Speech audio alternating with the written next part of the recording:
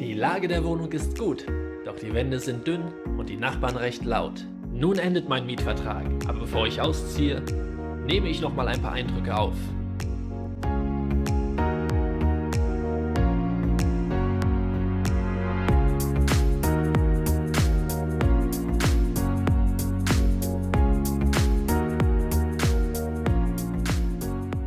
Die Wohnung ist in Seoul auf der Südseite des Han-Flusses gelegen, im Jamwon-dong.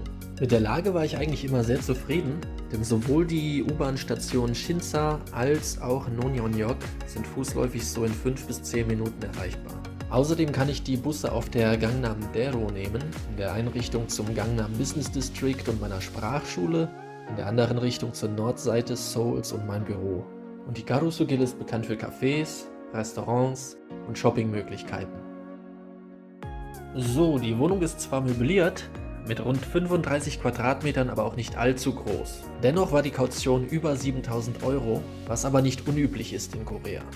Die Miete setzt sich zusammen aus Monatsmiete selbst und Managementgebühr.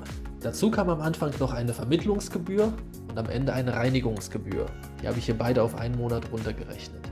Zu guter Letzt noch Strom, Gas und Wasserkosten, im Vergleich zu Deutschland recht günstig. Und Internet und Fernsehen waren bei der Miete inklusive.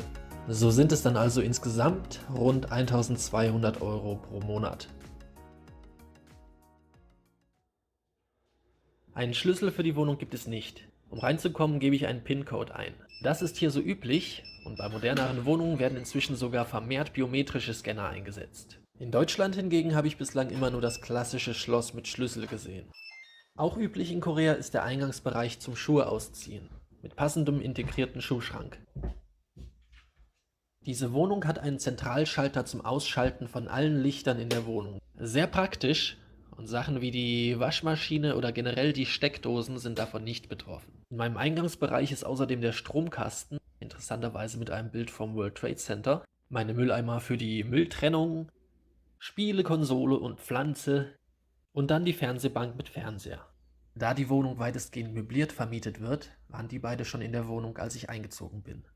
Das Sofa und der Wohnzimmertisch waren auch schon in der Wohnung. Vorher waren hier auch noch ein dunkelgrauer Teppich und ein dunkelgrauer Vorhang. Das sah aber ziemlich grauselig aus. Die Fenster sind hier Doppelfenster, die die Temperatur auch ganz gut halten. Ein Fenster, 2 Fenster und dann das Mückengitter. Absolut notwendig, weil die koreanischen Mücken gnadenlos sind und ab und zu trotz der Gitter ihren Weg ins Haus finden. Die Scheiben sind aus Milchglas, weil sie sonst mein Nachbar und ich uns zuwinken können. Die Aussicht nicht der Rede wert. Aber zurück zur Wohnung. Meinen Made in Germany Backofen hatte ich aus Deutschland mitgebracht. Der hat dann direkt die Mikrowelle in der Wohnung ersetzt, die jetzt vor allem zur Aufbewahrung von Instant-Nudeln dient. Hinter dem Backofen ist das Kontrollpanel für die Temperatur, sowohl vom Wasser als auch vom Undol, der traditionell koreanischen Fußbodenheizung. Das Sofa benutze ich nicht so viel und bräuchte ich eigentlich nicht. Stattdessen habe ich die Fußbodenkultur Koreas voll angenommen und mache die meisten Aktivitäten dort. Lernen, zocken,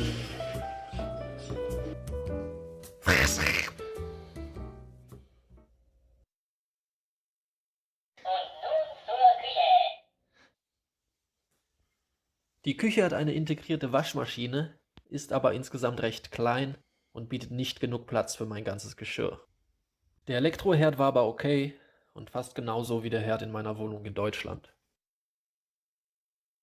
Okay, wir haben hier Reste von chinesischem Essen sowie einen importierten Käse, Wasser, Eier, Kimchi, Butter, eingelegtes, Marmelade und Gochujang, Lauch und Gim, Soju, Bier, sowohl importiert als auch koreanisch, Augentropfen, Vitamin D, Sojasauce, Kochwein, alte Tomatensauce, Saft, australischer Wein, Ketchup und Gewürze, Senf und Kontaktlinsenflüssigkeit. und hier unten Biomüll, Eiscreme, Rice Cakes und Teigtaschen. Ganz toll.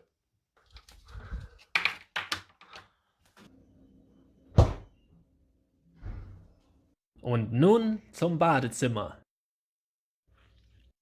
Die obligatorischen Badezimmerschlappen habe ich natürlich auch.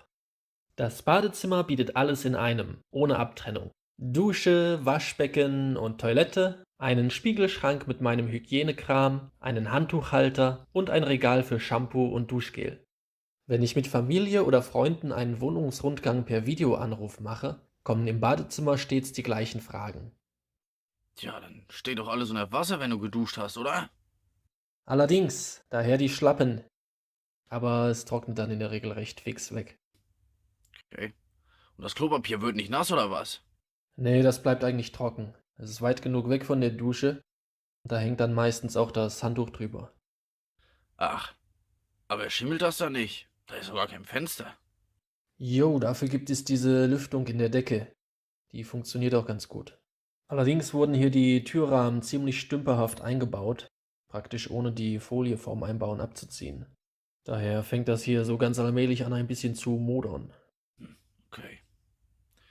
Gut, dann mach mal weiter mit dem Schlafzimmer oder Event oder Gent oder Gent. Oder Wendt oder rennt. Hier habe ich gepennt.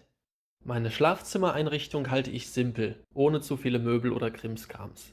Hier war zwar schon ein Bett, ich habe mir stattdessen aber ein schönes Holzbett zimmern lassen, in passender Größe für meine Futonmatratze. Ansonsten sind hier nur Klimaanlage, Hanji-Lampe und Bettlektüre und meine Weltkarte. Hello, Korea! Und in dieser Wand verbirgt sich mein Kleiderschrank. Der größte Nachteil der Wohnung, die hohlen Wände. Es ist, als würde ich in einer Gitarre leben. Das war meine größte Sorge beim Einzug und hat sich leider bewahrheitet. Der Nachbar über mir arbeitet offenbar in Nachtschicht. Gegen 1 Uhr steht er immer auf und geht dann seine Badroutine durch. Und wir sind live mit dabei. Aufgrund der Lichtverschmutzung in Seoul und dem Nachbarhaus direkt gegenüber wird es in der Nacht nicht wirklich dunkel. Hier finde ich Abhilfe mit ein paar Stücken Pappe. Abends kommen sie rein, morgens kommen sie wieder raus. Und zu guter Letzt die Abstellkammer. Dadurch, dass ich mir ein neues Bett gegönnt hatte, das alte Bett aber Teil der möblierten Wohnung ist, musste ich es leider irgendwo unterbringen. Somit war dann das kleine Zimmer hier direkt gut gefüllt. Die Kartons auf dem Bett sind schon gepackt für den anstehenden Umzug. Meine Hanteln und Handschuhe fürs Training zu Hause. Und direkt neben dem Bett der Schminktisch, wo ich morgens dann immer sitze. Hier Bücher, Filme und der Rest meines Geschirrs, mein Lernmaterial und mein italienischer Wasserkocher.